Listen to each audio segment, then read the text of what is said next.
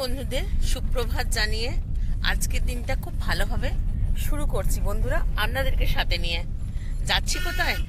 ওই যে মেয়ের আইবুড়ো ভাত দিলাম, মেয়ের বিয়ে তার কদিন আগে যাচ্ছি। দাঁড়ান, দাঁড়াতে এই কারণেই বললাম, যা সমস্ত প্যাকেজ হয়েছে, যা ব্যাগপত্র হয়েছে, ধপাস করে একটা ব্যাগ হাতের মধ্যে পড়ে গেল। ওই জন্যই আপনাদের সঙ্গে গল্প করাটা বন্ধ রেখে আবার গল্প করা শুরু করছি। চলুন ঠাকুরের নাম নিতে নিতে পৌঁছে যাই ননদের বাড়ি।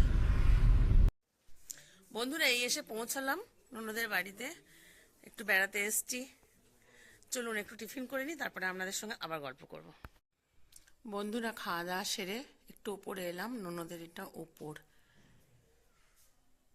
এই যে সিন্দুকটা দেখছেন, এই সিন্দুকটাতে পার্মানেন্ট একটা মধুর চাক বসে থাকতো। আস্তে আস্তে সিন্দুকটা যেন নষ্ট হয়ে গেছে। সব সময় একটা মধুর চাক বসে থাকতো। এই দিকটা একটা পড়ছেন।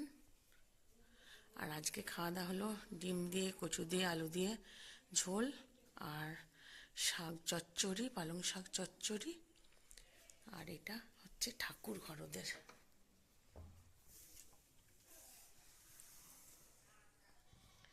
এই যে ঠাকুর ঘর, সমস্ত বিয়ের তোড়জোড় চলছে। ঠাকুরের বাসন টাসন সমস্ত বার করা হয়ে গেছে।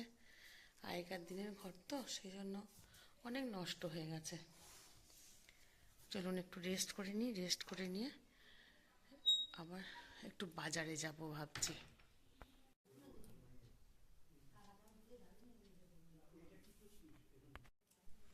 বন্ধুরা, আপনাদের সামনে ওখানকার ভিডিওটা দেখালাম। ওরা ওখানে বসে গল্প করছে, কিছু হিসেব হচ্ছে, আর আমি এখানে বসে আছি। বসে ঠিক নাই, এখানে কিছু কাপড় জামা এখানে গুছিয়ে দিচ্ছি।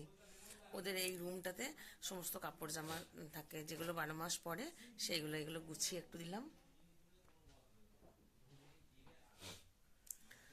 আর ওখানে ফর্দ হচ্ছে, সেখানে যে কথা বললে ডিস্টার্ব হবে বলে সেই জন্য কথা বলছি না। আর একটু খেলাম চা মুড়ি। আপনারা নিশ্চয়ই খেয়েছেন চা মুড়ি। চা মুড়ি, সিঙ্গাড়ার চপ, যা হোক তো খেয়েছেন।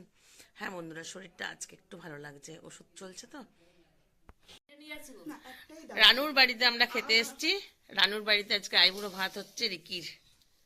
এই যে ভাত না, আইবুড়ো লুচি হচ্ছে। আমরা সবাই মিলে রানুর বাড়িতে খাচ্ছি আজকে, সবাই এসছি।